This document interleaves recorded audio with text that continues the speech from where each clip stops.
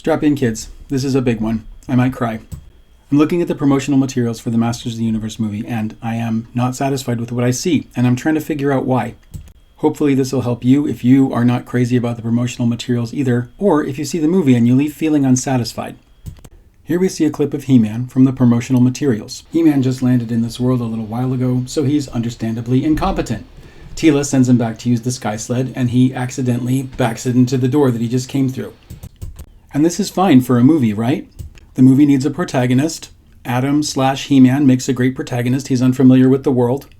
He has to learn about the world at the same time as the audience does. That allows us a way into the world. It allows us to identify with him. Okay, great. So why am I not satisfied with this? I think it's because I don't want to see He-Man bumble around. I don't mind seeing Adam bumble around, but I don't like seeing He-Man bumble around. And I think the reason for this is because if you grew up with He-Man, emotionally, at some level, for many kids, He-Man is your dad. Not just your dad, but the dad you always wanted. Now, what on earth do I mean by that? He-Man came out when I was 3 or 4 years old. At that age, you're completely dependent on your caregiver. You want your caregiver to be strong and powerful, to take care of you, to deal with whatever comes along, but you also need them to be even-tempered. You need them to help you regulate yourself. As a kid, emotional regulation is very hard, and you depend on your parents to help keep you on an even keel. If your parents aren't on an even keel, if they pop, if they lose their temper, if they yell, if they storm off, that can have long, damaging effects on the child. And if we look at He-Man, particularly the He-Man from the cartoon series, he is exactly the dad that you always wanted. He is powerful, he's strong, he can take care of anything, but he is also gentle. He's kind, he's competent, he's there when you need him, but he never ever uses force excessively or loses his temper.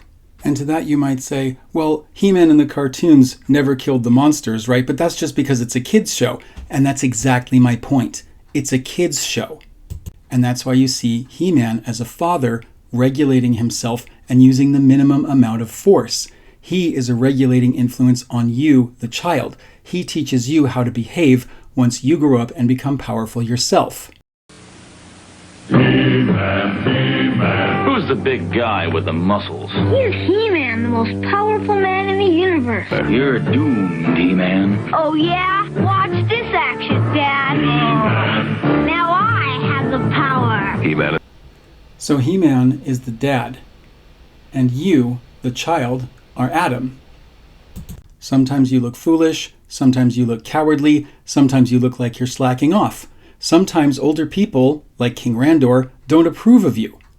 But you know, deep inside, that once you grow up, once you get your own power, you can be a good adult just like He-Man. It doesn't feel satisfying when He-Man is incompetent, because every time He-Man transforms, you are supposed to be watching yourself grow up.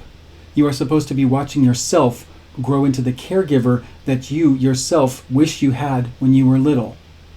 So if you find this bumbling version of He-Man to be unsatisfying, maybe that's why.